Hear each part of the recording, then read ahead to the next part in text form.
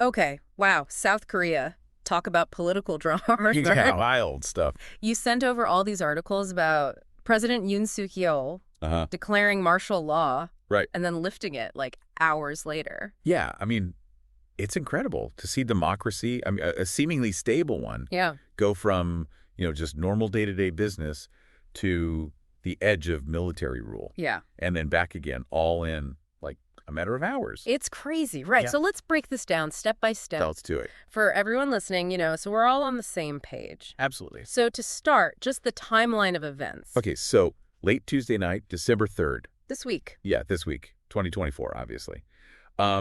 President Yoon gives this televised address totally out of the blue, Right. declares a state of emergency, Oh, wow. and imposes martial law. And in this speech, he really goes after the opposition party, the Democratic Party. He does not hold back. I mean, he accuses them of, get this, anti-state activities. Wow. And even sympathizing with North Korea. Seriously? Yeah, basically saying they're trying to cripple the government, Wow.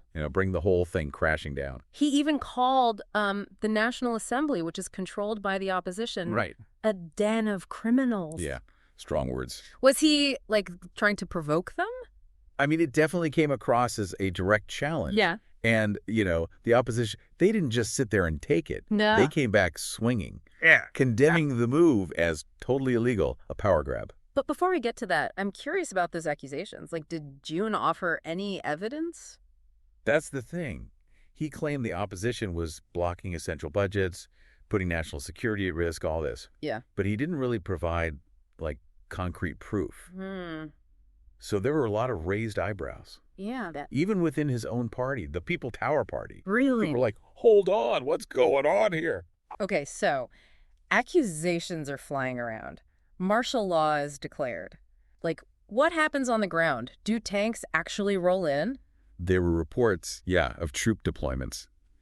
Even soldiers entering the National Assembly building, Whoa. blocking access, It must have been incredibly tense. Sounds like a movie. I'm guessing the opposition didn't just, watch this happen. Absolutely not.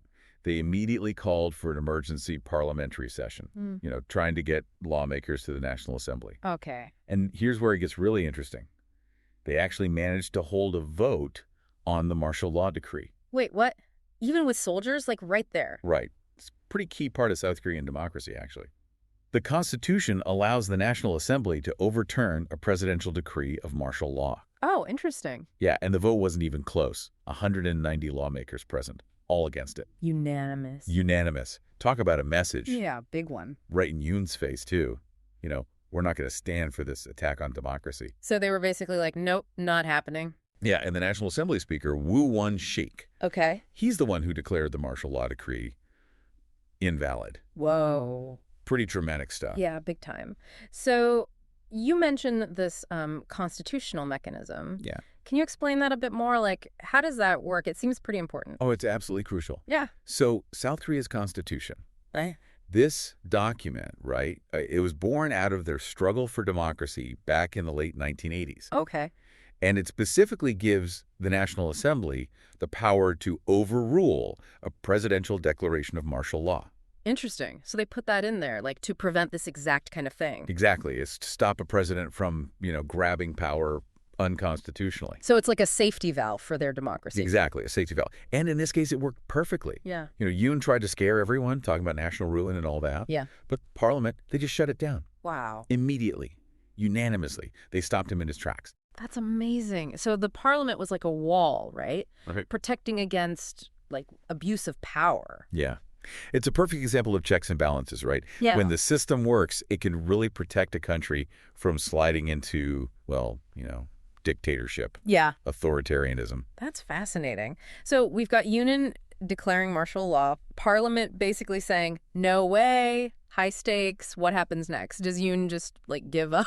Let's just say his response was not exactly graceful. Oh, boy. And that's where we'll pick up when we come back. So the Parliament basically told Yoon, nope, try again. How did he take that? Well, not well. Yeah. At first, he just dug in, Oh, wow. insisted he was totally in the right, doing what he had to do to protect the country. Uh-huh. But the pressure was building. I mean, not just from the opposition, but, Internationally. oh yeah, big time. Yeah. Allies like the U.S., Canada, the U.K. Yeah, you mentioned they issued travel advisories. Did they say anything specific Yeah. about their concerns? Well, there was definitely this sense of unease, right? I mean, South Korea is a key U.S. ally, Right. strategically important. And the White House was like, we're a little concerned here, Mm-hmm. especially because apparently they hadn't been given any heads up. Oh, really? Yeah, so that didn't go over well. It raised a lot of questions about stability in the region. So Yoon's got the opposition breathing down his neck, international pressure. Hmm. What does he do? Well, in the end, he had to back down, He did. gave another televised address, just a few hours after declaring martial law, Wow. and he said he'd lift it as soon as possible. Okay, so crisis averted. Everyone goes back to normal life. Well, not quite. Oh. Even in that speech, where he's backing down, Yeah. he's still going after the opposition, blaming them for, paralyzing the government, demanding they get their act together. Not exactly a peace offering. So more of a temporary truce Yeah. than a real solution. Yeah, exactly. And it makes you wonder, right, what was Yoon's plan here? Did he really think he could pull off, like, a full-on martial law takeover in a modern democracy? I mean, especially with his approval ratings already so low. Right. I mean, his popularity had been tanking for months. Really? What was going on? Accusations of corruption, mishandling the economy, Yeah. even rumors about protecting his wife from some scandal. Wow. So this whole martial law thing was like adding fuel to the fire? Perfect analogy. Just deepened the political divides Yeah. and, made people worry about democratic backsliding. Oh, right. What does that mean exactly? Democratic backsliding. Well, it's basically when a country starts to, like, erode democratic principles, Uh-huh. slowly shift towards authoritarianism, undermining the courts, suppressing free speech, Oh, I see. things like that. So by trying to bypass the parliament, declare martial law, Right. Yoon basically raised these feels about like South Korea going back to a darker time. Exactly. I mean, this is the first time martial law had been declared since 1987. Oh, That's when South Korea transitioned to democracy. The last time before that was 1979. oh, wow. Under an authoritarian regime? Right. So, yeah, it wasn't just about politics. It brought up a lot of historical baggage. Yeah, that makes sense. And speaking of which, I'm curious about the actual martial law decree. What did it say?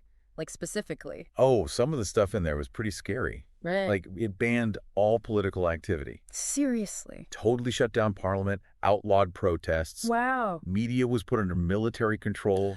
Even doctors who were on strike were ordered back to work What? within 48 hours, or else. That sounds intense, like a totally different South Korea. Yeah, it shows you what can happen when executive power goes unchecked, even in a democracy. So we know this whole martial law thing was a huge deal, but did it actually change anything? Like, permanently?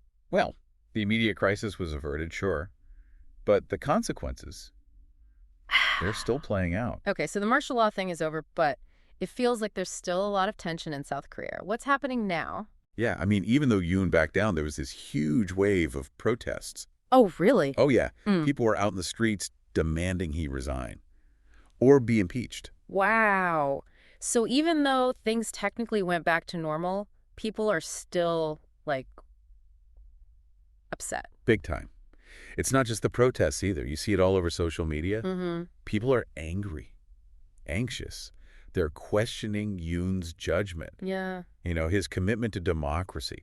Some are even worried about South Korea's democracy itself. Like, can it survive this? I mean, that makes sense, right? To see your country, even for a little while, so close to military rule. Exactly. And this whole thing has really exposed these, like, cracks in South Korean politics. Oh, so? Well, for a while now, Yoon's been battling this hostile parliament. The opposition controls it. Right. And it's been constant gridlock, legislative fights. So this wasn't just about martial law. It was part of a bigger power struggle. Exactly.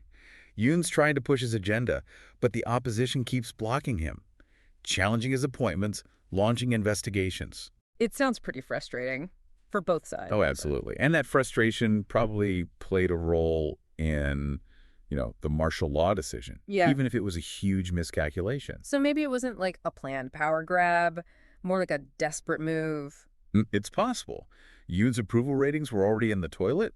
He might have felt cornered, like nothing else was working. You keep mentioning those approval ratings. What was dragging them down before all this? Oh, bunch of stuff. The economy, Inflation was up. People were worried about a recession. Yeah. There were scandals, too. People close to Yoon, even his wife, accused of corruption. So this martial law thing was the final straw. Pretty much. It just confirmed people's doubts about him. Like, can we trust this guy? Does he even believe in democracy? And what about, like, the global reaction? You mentioned the White House was worried. Has this hurt South Korea's relationships with allies? Definitely a concern. The U.S. was blindsided, Yeah. no warning. That kind of erodes trust. And while allies have said they support South Korea's democracy, behind closed doors, there are definitely some raised eyebrows. It could have long-term effects on those security alliances. So the fallout isn't just happening inside South Korea, it's on the world stage, too. For sure. Everyone's watching this closely. It shows how quickly things can get unstable, even in a democracy. And that makes other countries nervous. So where does South Korea go from here? I mean, we've got unrest at home, worried allies, a completely divided political system. What happens next? Tough question. It's still really volatile. Yoon's facing tons of pressure to resign. Even his own party is turning on him. So it's a test for South Korea's democracy. Can it bounce back from this? Absolutely. It all depends on how strong the opposition is, how much the public is willing to tolerate, and whether those democratic institutions can hold up under pressure. Well, this deep dive has been a wild ride. We went from a seemingly stable democracy to the brink of military rule and back again, all in like a day. It's crazy, right? It really shows how fragile democracy can be. Even in a country like South Korea, with its history, it's a reminder that we can't take it for granted. We have to protect those democratic institutions. Absolutely. It all comes down to staying informed, being engaged, holding our leaders accountable, wherever we are in the world. Couldn't have said it better myself. This has been a lot to process, that's for sure. We encourage everyone listening to keep learning about this, stay engaged. Thanks for joining us on this deep dive. It's been quite a journey.